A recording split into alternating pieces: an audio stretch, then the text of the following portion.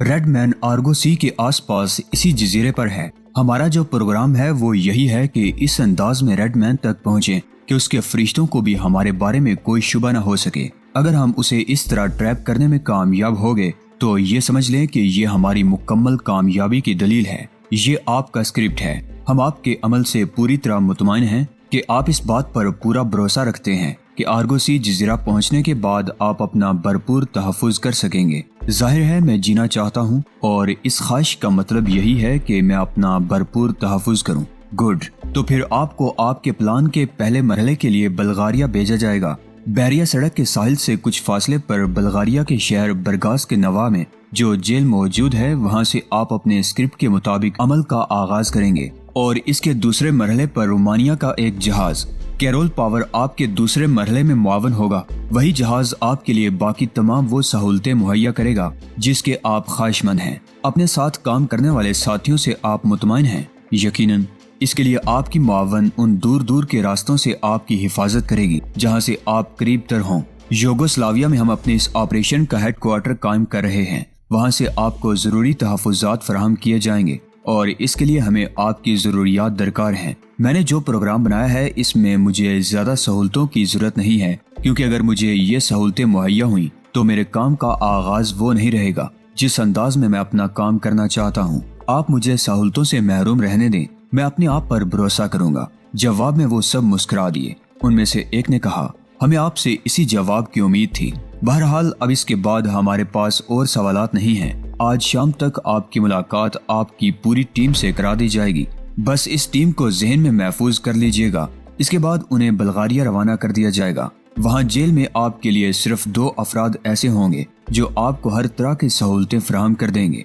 बाकी लोग अव्वल तो उनके कंट्रोल में होंगे और अगर कोई बात खिलाफे तवक्को हो जाए तो उसे नजरअंदाज कर दीजिएगा, क्योंकि वो आपकी हकीकत से वाकिफ नहीं होंगे। उन 2 अफराद की निशानदही रेमंड डैनियल आपको कर देगी। इसके बाद उन लोगों ने मुझे रुखसत कर दिया और मैं अपनी रिहाइशगाह पर आ गया था। रेमंड डैनियल थोड़ी ही देर के बाद मेरे पास पहुंच गए। उसने कहा, चीफ आप अपनी टीम से कहाँ मुलाकात करेंगे? अगर इजाजत हो तो मैं उन्हें यहीं बुला लूं। यकीनन। शाम को तकरीबन 5 बजे वो 11 अफराद मेरी रिहाइशगाह में पहुंच गए जो सूरत ही से कमीना सिर्फ नजर आते थे। एक से एक गंदी शक्ल का मालिक थे तो सारे इसराइली नजाद ही, लेकिन शायद उन्होंने मुख्तलिफ मुल्कों में जन्म लिया था और परवरिश पाई थी। उनके चेहरे मुतजाद ममालिक की नुमाइंदगी करते थे, लेकिन मेरे सामने सब मुअद्दब थे। उन सब का मुझसे तारुफ कराया गया और मैंने उन्हें ब्रीफिंग दी। वो सब मुस्तैदी से मेरी बातें सुनते रहे और फिर उन्होंने मुश्तरका तौर पर कहा कि वो मेरे हर हुक्म की तामील करेंगे। मैंने उन्हें रुखसत करते हुए कहा, अब बरगास जेल ही में आप लोगों से मुलाकात होगी। उन सब के जाने के बाद रेमंड डैनियल ने मुझे बकिया मालूमात फराहम की। कैरोल पावर नामी जहाज मुझे बहरे असवद के एक साहिल पर खुश आमदीद कहने के लिए तैयार था। इस बारे में उसने मुझे तमाम तफसीलात बताई। कैरोल पावर का कैप्टन हुकूमत इसराइल का वफादार था और बाकी सारे काम उसे संभालने थे। गर्ज ये कि मेरा शानदार मंसूबा मुकम्मल तौर से तस्लीम कर लिया गया था और अब मैं एक शानदार एडवेंचर के लिए तैयार था। लेकिन भला अपने दोस्त आफ्ताब कमाल को इन तमाम वाकयात से नावाकिफ रख कर मैं कोई काम कर सकता था। चुनाचे अपनी इस मखसूस तर्ज तरीक से मैंने आफ्ताब कमाल से राब्ता कायम किया जिसका हमने इंतजाम कर लिया था और आफ्ताब कमाल से मेरी मुलाकात हो गई। हमने जिस अंदाज में गुफ्तगू करने का मंसूबा बनाया था उसके तहत मैं आफ्ताब कमाल को तफसीलात बताने लगा। मेरे 11 साथी बल्गारिया रवाना हो चुके हैं और हमारे लिए बल्गारिया के एक नवाही इलाके में बरगास नामी शहर के करीब एक जेल का इंतखाब किया गया है। बलोसाना? आफ्ताब कमाल ने कहा। ये क्या है? बरगास के नवाही इलाके में जो सबसे खतरनाक जेल मौजूद है वो बलोसाना ही है, बल्कि उसे अगर एक रिवायती किस्म की जेल कहा जाए तो गलत नहीं होगा। चीफ, यकीनन वही जेल हो सकती है। क्या आपको इसका नाम नहीं मालूम? तुमसे मालूम हो गया, मैंने हंसते हुए कहा। आगे बढ़िए। उस वक्त तक तुम्हें मुकम्मल तौर से खामोश रहना है जब तक कि हमारे अगले प्रोग्राम का मरहला शुरू हो जाए। हमें जो जहाज इस्तेमाल करना है उसका नाम कैरोल पावर है। ये तो रोमानिया का जहाज है, आफ्ताब कमाल ने कहा। खुदा के बंदे, किसी चीज से तो नावाकफियत का इजहार कर कभी। जवाब में आफ्ताब कमाल हंसने लगा। फिर उसने कहा, और कोई हुक्म है चीफ? तुम्हारा क्या प्रोग्राम है? मैं सोफिया रवाना हो रहा हूँ। इसके बाद देखूंगा कि क्या कर सकता हूँ। आपको हर तरह का इत्मीनान रखना है चीफ। इंशाल्लाह मेरे स्पुर्द जो आपने जिम्मेदारी की है उसमें आपको कोई दिक्कत नहीं उठानी पड़ेगी। और कोई सवाल आफ्ताब कमाल? نہیں chief, thank you very much. میں نے سلسلہ منقطع کر دیا اور اس کے بعد اپنے کام کے لیے تیار ہو گیا۔ ریمنڈ ڈینیل نے رات کو تقریباً 12:30 بجے میری یہ رات اپنے نام کر لی۔ وہ اداس نظر آ رہی تھی۔ کہنے لگی، چیف اس کے بعد تو یوں لگتا ہے جیسے ایک طویل عرصے تک ایک دوسرے کی قربت ہمیں نہیں حاصل ہو سکے گی۔ مس ڈینیل، میں نے آپ سے پہلے بھی کہا تھا کہ نہ میں بہت زیادہ جذباتی انسان ہوں اور نہ ہی کسی سلسلے میں ایسے جذبات کے اظہار کا انداز پسند کرتا ہوں جن سے حماقت ظاہر ہو۔ آپ کو محتاط رہنا چاہیے۔ میرے اور آپ کے درمیان کوئی جذباتی رشتہ نہیں ہے۔ اس نے عجیب سے انداز میں مجھے دیکھا اور بولی، کیا واقعی چیف؟ مطلب کیا ہمارے درمیان واقعی کوئی جذباتی رشتہ نہیں ہے؟ آپ کا کیا خیال ہے مس ڈینیل؟ نہیں چیف، زبردستی سے محبت نہیں چھینی جا سکتی۔ ہاں، کبھی کبھی ون وے ٹریفک ضرور چلتا ہے۔ اور پھر ذرا میرے سوچنے کا انداز غلط تھا۔ آپ کہنا کیا چاہتی ہیں مس ڈینیل؟ آپ یقین کریں چیف، کبھی کبھی انسان صرف انسان ہی ہوتا ہے، وہ چاہے کسی بھی حیثیت کا حامل ہو جائے، حماقتوں سے باز نہیں آ سکتا۔ بہرحال میں آپ کو ذہنی طور پر ذرا بھی نہیں الجھانا چاہتی۔ آپ کے اس شاندار مشن کی کامیابی میں میرا حصہ بہت کم ہے، کیونکہ اس کی سچویشن ایسی ہے کہ میرے لیے کوئی جگہ نہیں نکل سکتی۔ تاہم جہاں جہاں میری ذمہ داریاں ہیں وہاں آپ مطمئن رہیں، احتیاط سے پوری کروں گی اور میری تمام دعائیں آپ کے ساتھ ہیں۔ ریمنڈ ڈینیل سے چھٹکارا حاصل کرنے کے بعد میں نے ذہن سے ہر خیال نکال دیا۔ اب اس کی گنجائش بھی نہیں تھی۔ ایسے خیالات میں الجھ کر میں اپنے اس شاندار مشن کو متاثر نہیں کرنا چاہتا تھا۔ بالآخر مجھے بلغاریہ پہنچا دیا گیا۔ پروگرام کے مطابق میرے بقیہ ساتھی مجھ سے پہلے روانہ کر دیے گئے تھے اور برگاہ سے انہیں یقینی طور پر ریسیو کر لیا گیا ہوگا۔ کام خاصا لمبا تھا اور اسے مناسب وقت پر سر انجام دینا تھا۔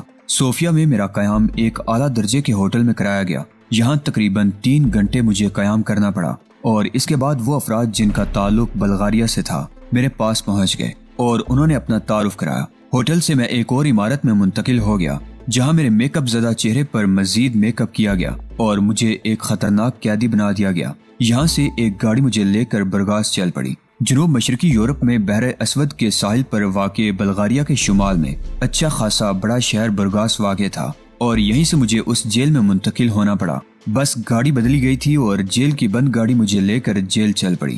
رات کے تقریباً 3:30 بجے کے وقت مجھے جیل میں منتقل کیا گیا اور شاید ایک خصوصی کوٹری میرے لیے تیار کی گئی۔ یہ سب کچھ اسرائیلی ایجنسیاں کر رہی تھیں اور انہیں میرے سلسلے میں ہدایات دے دی گئی تھی۔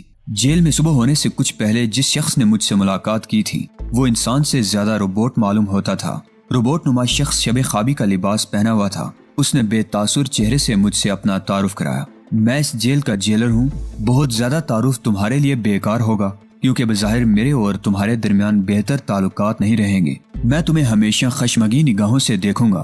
برائے کرم محسوس نہ کرنا تمہاری اپنی شخصیت جو کچھ بھی ہے میں یہاں اس کا احترام نہ کر سکوں گا۔ اور سنو، تمہیں ناشتہ یہیں اس کوٹری میں دیا جائے گا اور اسی طرح کھانا بھی، لیکن نہایت شرمساری سے میں یہ بات کہہ رہا ہوں کہ تمہیں پیروں میں بیڑیاں پہننی پڑیں گی کیونکہ ایک خطرناک قیدی کی حیثیت سے میں تمہیں یہاں رکھوں گا۔ اس سے فائدہ یہ ہوگا کہ تمہیں دوسرے کام نہیں کرنے پڑیں گے۔ ٹھیک ہے، میرے ساتھی پہنچ چکے ہیں۔ ان سب کو جس قدر ممکن ہو سکتا ہے آسانیاں فراہم کر دی گئی ہیں اور وہ مطمئن ہیں، لیکن انہیں بھی سمجھا دیا گیا ہے کہ اگر کبھی دوسروں کا سامنا ہو جائے اور ان پر کچھ سختی کی جائے تو وہ محسوس نہ کریں۔ ٹھیک ہے، بہرحال آپ نے اپنا نام نہیں بتایا مسٹر جیلر، لیکن میں بھی اس کی ضرورت نہیں محسوس کرتا۔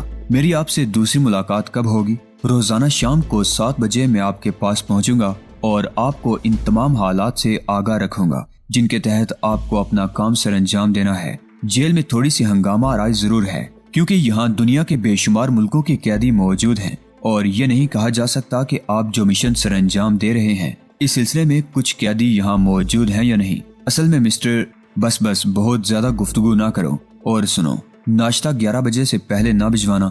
رات بھر جاگنے کے بعد اب میں آرام کرنا چاہتا ہوں۔ جیلر نے عجیب سی نگاہوں سے مجھے دیکھا اور اس کے بعد پلٹ کر واپس چل پڑا۔ جیل تو بہرحال جیل ہوتی ہے، ہر چند کے مجھے آسائشیں فراہم کرنے کی کوشش کی گئی تھی، لیکن جیل کی کوٹریاں کبھی پورا آسائش نہیں ہوتی۔ تاہم مجھے ہر جگہ وقت گزارنا آتا ہے۔ زمین پر لیٹ کر اور کمبل اوڑھ کر میں نے ماضی کی جانب سفر شروع کر دیا۔ واہ تیمور جمال شاہ صاحب، اگر آپ میرے ساتھ بہتر رویہ رکھتے تو میں آپ کے سعادت مند بیٹوں میں سے ایک ہوتا اور اس وقت اپنے گھر کی 4 دیواری میں آرام کی نیند سو رہا ہوتا، لیکن گھر میں ہی پولیس اسٹیشن قائم کر لیا تھا آپ نے۔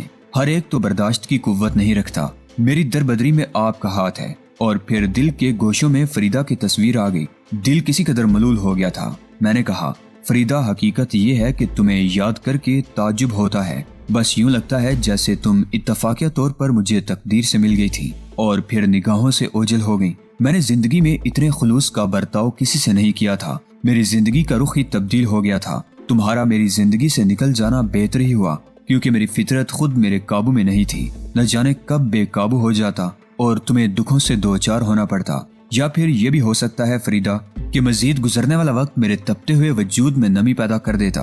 ہو سکتا ہے فریدہ کہ میں اپنے آپ کو ایک اچھے انسان کی حیثیت میں ڈال سکتا، لیکن اب یہ سب قصہ پارینہ ہے۔ تمہارے وجود کی اتنی ہی آگ میرے دل میں رہ گئی ہے کہ میں زیڈ کا دشمن ہوں۔ اس کے علاوہ جو کچھ کر رہا ہوں ان میں اب دوسرے جذبے شامل ہو گئے ہیں۔ آنکھوں میں نیند داخل ہو گئی تھی۔ فریدہ کو یاد کرتا ہوا سویا تھا، خواب میں اسے ہی دیکھتا رہا، زندگی کے وہ تمام معاملات جو دل کو گداز کرتے ہیں۔ میں نے چشم تصور سے اپنے آپ کو اس دفتر میں میز کے پیچھے بیٹھے ہوئے دیکھا۔ فریدہ کا ٹیلی فون موصول ہوا اور اس نے پوچھا کہ میں کتنی دیر میں گھر واپس آؤں گا۔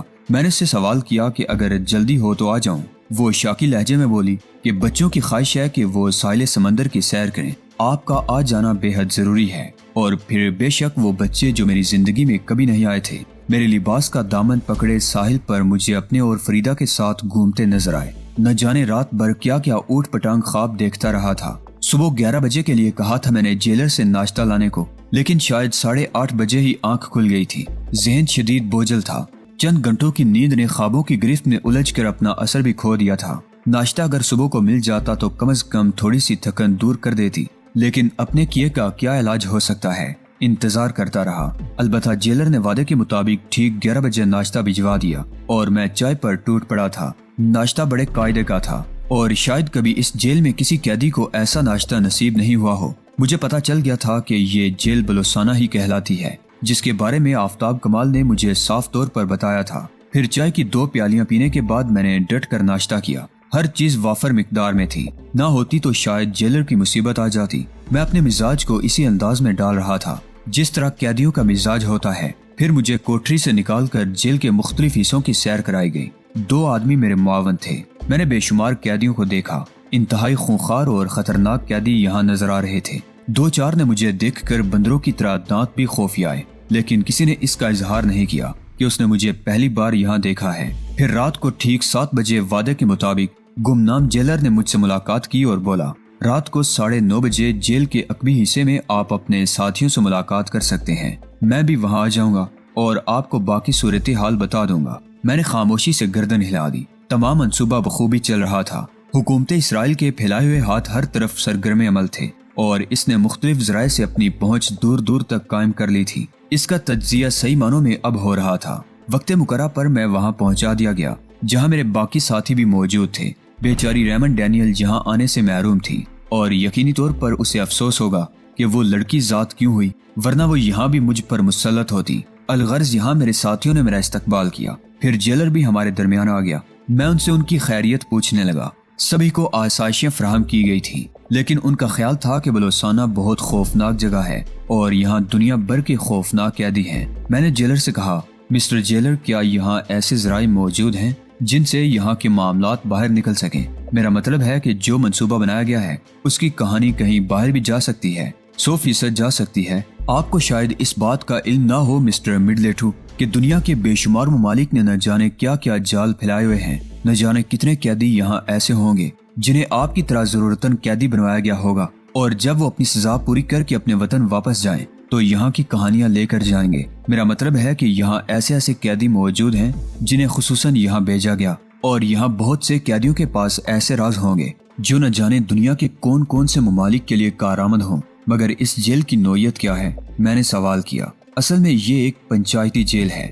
دنیا کے کئی ممالک اس کے اخراجات برداشت کرتے ہیں اور ایسے قیدیوں کو یہاں بھیجتے ہیں جنہیں وہ اپنے ہاں کی جیلوں میں نہیں رکھ سکتے۔ اس طرح یہ جیل کئی ملکوں کی ملکیت ہے۔ واہ، یہ تو مجھے آج ہی معلوم ہوا۔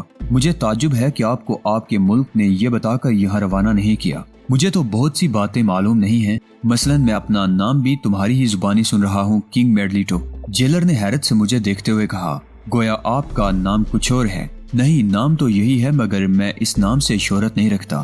خیر، ہمیں اس سے غرض نہیں ہے کہ کون کیا نام رکھتا ہے۔ ہمارا تو کام جو ہے ہم صرف اسے سر انجام دیتے ہیں۔ اچھا جناب، آپ کو جیل کے مختلف حصوں کی سیر کرا دی گئی ہے۔ اب آپ یوں سمجھ لیں کہ آپ کو فرار کے لیے بغلی سمت کا دروازہ استعمال کرنا ہوگا، جسے بظاہر بند کر دیا گیا ہے، لیکن تھوڑی سی کوشش سے اسے توڑا جا سکتا ہے۔ آپ یہاں سے فرار ہوں گے۔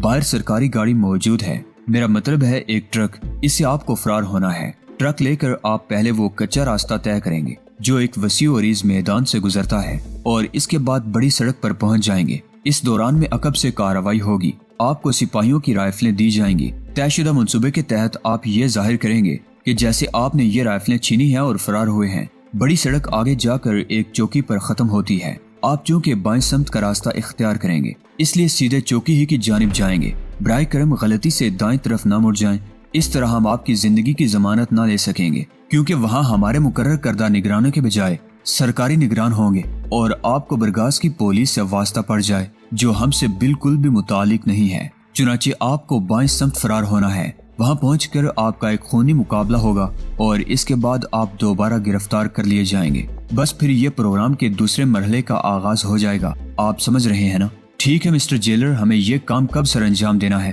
کل رات، جیلر نے جواب دیا۔ منصوبے میں گھماؤ پھراؤ بے شک اختیار کیا گیا تھا، لیکن اطمینان بخش طریقے سے اس پر عمل کے لیے یہ سب کچھ کرنا ضروری تھا۔ میں نے اپنے ساتھیوں سے کچھ دیر گفتگو کی اور اس کے بعد ہم سب بیرکوں کی جانب چل پڑے۔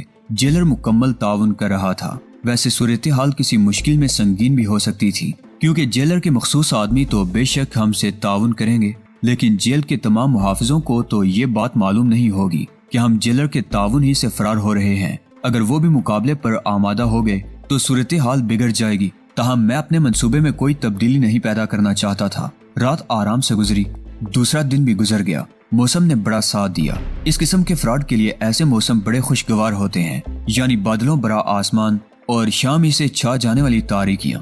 ہاں، یہ خدشہ تھا کہ کہیں تیز بارش ہمارے منصوبے کو کوئی نقصان نہ پہنچا دے، لیکن اگر ایسا ہو بھی گیا تو قیامت نہیں آ جائے گی۔ منصوبہ یہیں جیل ہی سے دوسرے دن کے لیے مخصوص کر دیا جائے گا۔ البتہ بارش نہیں ہوئی اور مقررہ وقت پر ہم سب لوگ بیرکوں کے کھلے ہوئے تالوں سے باہر نکل آئے۔ سنتریوں نے ہم سے کافی فاصلہ اختیار کیا تھا۔